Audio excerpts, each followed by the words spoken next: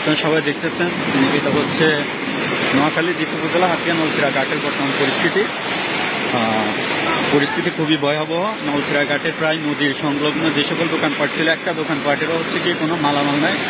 সব মালামাল প্রায় হচ্ছে নদীর স্রোত, অতিরিক্ত স্রোতের কারণে দেশে চলে গেছে এবং হচ্ছে দোকানের কোনো মালামাল, আলমারি, অনেকেরই হচ্ছে কিছু নাই।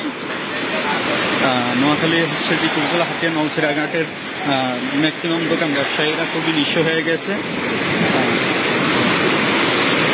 কি বড় বড় স্রোত আসতেছে, এখনো নদীর হচ্ছে কন্ডিশন খুবই খারাপ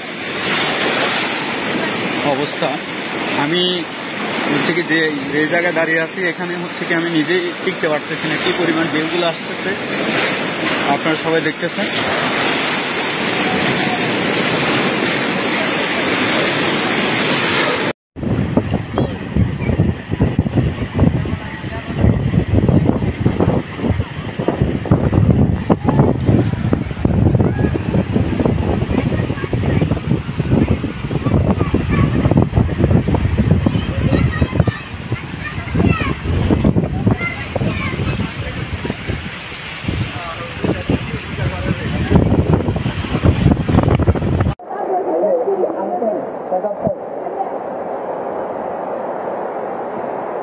কি একটা অবস্থা বর্তমানে দেখেন, মানুষের বাড়িঘর